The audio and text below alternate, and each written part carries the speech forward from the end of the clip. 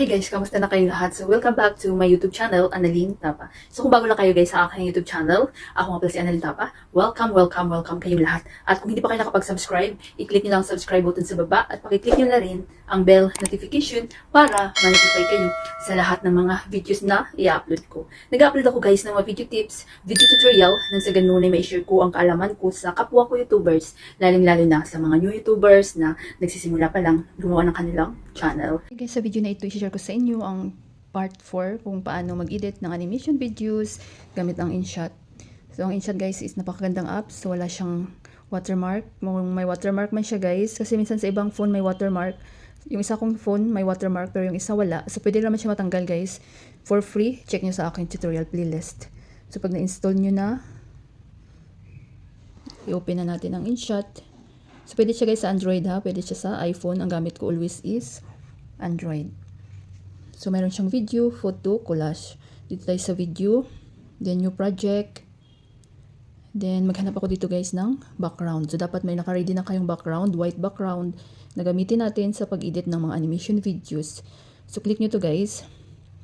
Then, mapupunta tayo sa gallery. So, hanapin ko lang yung sa akin guys. Sa download. So, doon kayo kukuha guys sa Google. So, doon ako kumukuha ng mga background photos sa Google. So, i-search nyo lang doon. So, dito na tayo sa loob ng InShot. Then, depende sa inyo guys kung ilang seconds pa yung inyong gawing videos. So, halimbawa pang short. So, gawin natin 15 seconds. So, i-crop nyo lang siya guys. Yan. Namumove siya. So, adjust na natin mamaya. Then, punta tayo sa canvas. Ano ba yung gusto nyong format? 16:9 long videos. 9:16 mga TikTok, YouTube Shorts, Instagram. So, dito tayo sa 9:16 short videos. Then, i-full nyo lang guys. Then, check. Then, punta tayo sa sticker. Nakita nyo sticker. Punta tayo sa sticker. Ito, click natin. Then, GIF. Then, mag-search tayo dito guys ng sun transparent. So, nakagawa na ako nito kanina. So, ito yung piliin natin guys. So, depende sa inyo kung anong gusto nyo guys. Marami dyan. So, natin pwesto sa taas. Then, next is clouds. Clouds transparent.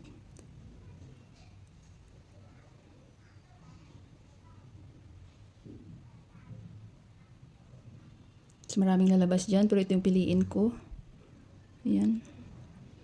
Then, isa. Para maganda siya tingnan. Ayan.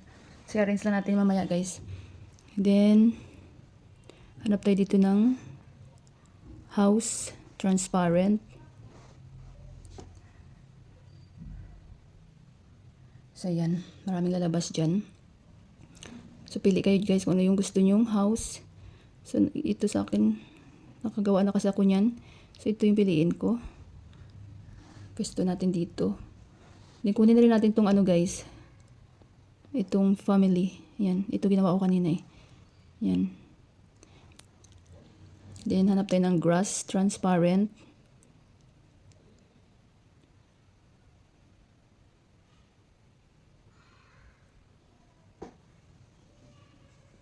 So, galing guys, nakakagawa tayo ng animation videos.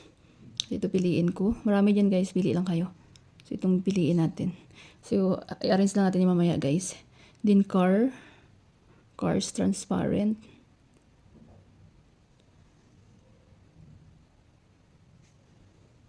So, marami ding lalabas dyan. Pili lang kayo. Sa akin ito.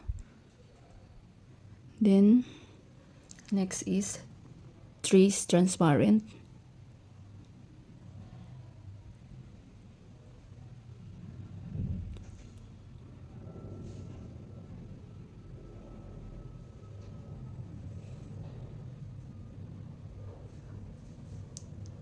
Mahina signal guys. Ayan. So, ito kunin natin. Ang ganda. Ito, para maraming puno. Ito. Then, Bawa ito. Yan. So kapag ano guys, nakaano na kayo, nandyan na lahat. Mag-back na tayo para i-arrange natin. So itong brush, lagay natin dito sa pinaka-ilalim. Naka-crop siya guys, pwedeng paliitan, palakihan. Ayan. Itong family, dito siya. Ayan. Then itong bahay, itong car, paliitan natin. Para mag-match siya sa bahay. Ayan. Ayan, move natin dyan. Itong puno na isa, move natin dyan. Or depende sa yung saan nyo ipwesto. Yan. O diba guys, ang galing. Ang sun, move natin dyan banda. Clouds. Then, next natin gawin guys. So, dapat kung ano kahaba yung inyong background, ganun din ang inyong mga sun guys, para sabay-sabay silang mag-exit. So, i-move natin siya. Halimbawa, 15 seconds. Yung background, 15 seconds din yung clouds. Sundan nyo lang ako guys. Yan, namumove siya guys. Yung isang clouds. Yan. Bahay. Ano pa? So, isa-isahin natin tong i-move guys. Car.